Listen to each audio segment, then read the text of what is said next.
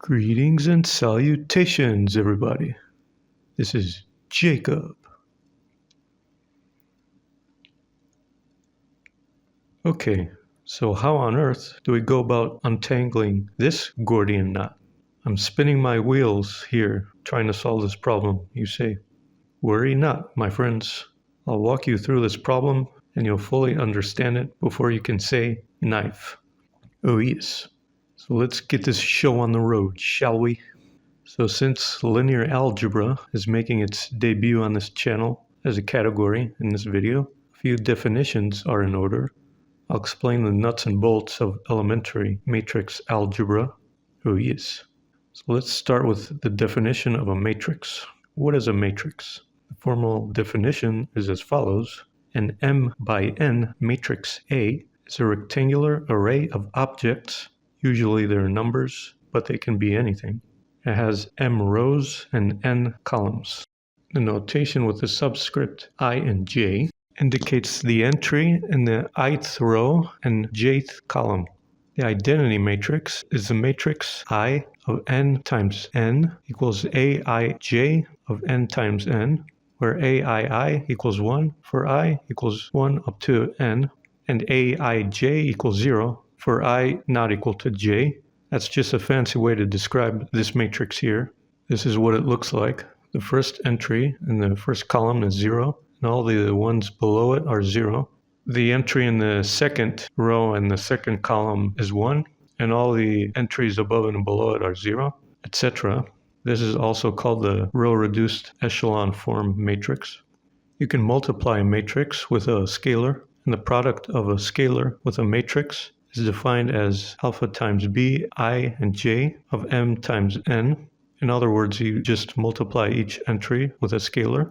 You can add two matrices given that they're the same size, namely they have the same number of rows and columns, and the sum of two matrices b and c is defined as b plus c equals bij plus cij of m times n. So you add the corresponding entries of each matrix. You can also multiply two matrices if the number of rows of the second matrix is the same as the number of columns of the first matrix. So the product of the m times n matrix B with the n times q matrix C is defined as follows. B times C equals summation of V equals 1 to n of BIV times CVJ of m times q. In other words, the entry in the ith row and the jth column in the product matrix is the sum of the products of the entries in the ith row of B with the corresponding entries in the jth column of C. We'll give some examples to illustrate this definition because matrix multiplication is a bit tricky, my friends. So say we have these two matrices, A and B, as you see here. So A times B is 0, 1, 2, 3 times 2, 3, 4, 5. And the product of these two is, as you see here, adds up to 4, 5, 16, and 21. Let's give one more example. Say A is this matrix and B is this matrix. So now we have A times B, and each entry of the product matrix is, as you see here, which is 28, 31, 100, 112. And using our first example, A plus B, simply add up the corresponding entries from the two matrices, which is 2, 4, 6, 8. Okay, so that's matrix addition and multiplication in a nutshell. So far, so good. Everybody good? Okay, so now let's move on to clock arithmetic. What is clock arithmetic, you ask? You're used to clock arithmetic. Say it's 7 o'clock and you add 6 hours, then it becomes 1 o'clock, correct? Not 13 o'clock. Clock arithmetic is also called mod 12 arithmetic, where the numbers are 0, 1, 2, 3, 4, 5, 6, 7, 8, 9, 10, 11. So 7 plus 6 equals 1, 5 plus 8 equals 1, 7 plus 8 equals 3, etc. In mod 5 arithmetic, for example, the numbers are 0, 1, 2, 3, 4, and 4 plus 2 equals 1, 3 minus 4 equals 4, 3 plus 2 equals 0, etc. So in the context of this problem here that we're dealing with, we'll be dealing with mod 2 arithmetic. So 1 plus 1 equals 0, 1 plus 0 equals 1, 0 plus 1 equals 1, and 0 plus 0 equals 0. Those are pretty much all the possibilities. Make sense so far? Okay, so let's move on to matrix equation. A times x equals b. where X and B are single column matrices, which are also called vectors. Say A is this matrix here, X is this vector, X, Y, Z, and B is this vector, -3, 5, and 6. So we have this right here, our equation. So in order to solve this equation, we have to row reduce matrix A and turn it into the identity matrix that we defined before. The analog of the identity matrix to when we have an ordinary algebraic equation is the number 1. When we solve for x in an ordinary equation, where 1 times x equals a, so the scalar analog of the identity matrix is the number 1. So how do we turn A into the identity matrix? We do what we call row operations. Things we can do in row operations are as follows. Say we have A here. We can swap one row with another row. In A, we can scalar multiply any row with any scalar, which isn't 0. We can add or subtract any row to another row of A. We can scalar multiply any row in A and add it to another one or subtract. So first let's merge matrix A with matrix B, which is called the augmented matrix, which is this right here. And this vertical line is what separates the two matrices A and B. So we start doing our row operations to reduce the matrix on the left of the line to the identity matrix. So we start by turning the first entry into a 1. One way of doing this is by swapping the first row with the second row, and then we multiply the first row with -1. So we do just that, and we end up with the row equivalent matrix, this one right here.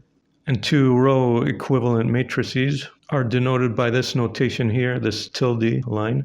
So when you substitute one row equivalent matrix with another, that means the solution to the equation stays the same, basically.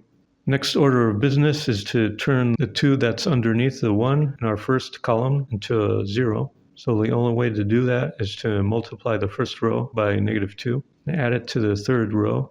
And we get this matrix here, this new augmented matrix, which is row equivalent to the previous one.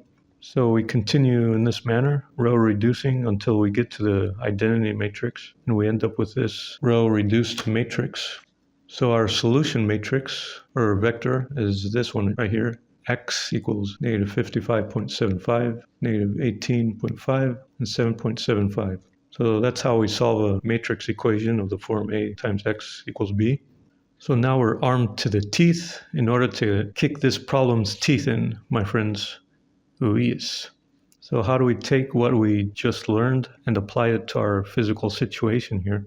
To give you an idea of how groundbreaking this technique is, in order to solve our problem at hand, let's first try to toggle a few switches in our light arrangement.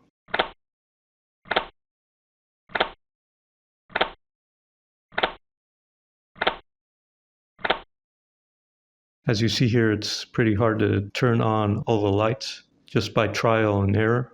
You can spin your wheels for hours or even days without getting anywhere. So there are only two ways to solve this problem, my friends. You either work methodically to solve it, either in your head or on paper, or you stumble upon the solution by accident, out of sheer luck. You know, as they say, it's better to be lucky than good, but not in this case, my friends. What you can't do in this situation is solve this problem with brute force. This isn't like a combinatorics problem that you can just brute force your way out of if n is sufficiently small, for example. Because each time you toggle a switch in this problem, guess what happens? The solution to the problem actually changes. So the solution, if you try to do it through trial and error, just like an eel, just slips through your fingers, unless you're really lucky, like I said before. So that's the tricky part here. You bark up the wrong tree if you try to brute force it, my friends. So that being said, let's proceed now to solving this beast of a problem.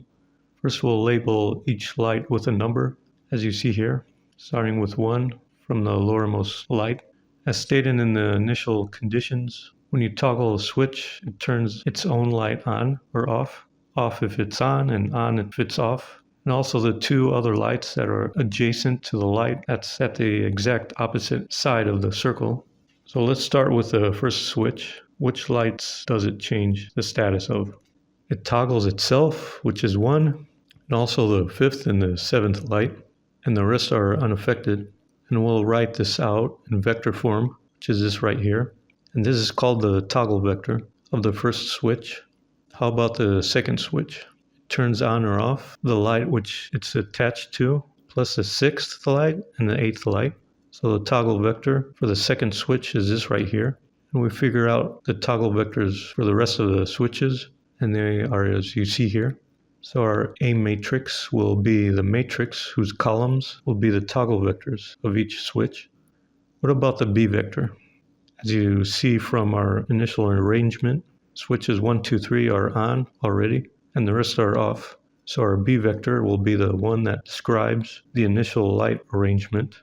So this is our B vector. Switches 1, 2, 3 are 0, meaning they are already turned on. They don't need to be toggled. And the rest of the switches are 1, which means they need to be turned on. So now we have our augmented matrix, as you see here. And we go to town on it, slowly turning the matrix on the left into the identity matrix using row operations. As we said before, 1 plus 1 equals 0, 0 plus 1 equals 1, 0 plus 0 equals 0, 1 plus 0 equals 1, so we don't have to subtract. All we have to do is add. And we end up with this row reduced matrix here. So our solution vector is 1, 0, 1, 0, 0, 1, 1, 1, 0, 0, meaning we press the first, the third, the sixth, the seventh, and the eighth switch once. And we confirm that this is indeed the answer by toggling the switches.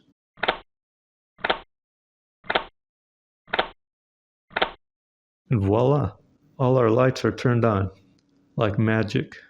So that's all she wrote, my friends. That's your answer.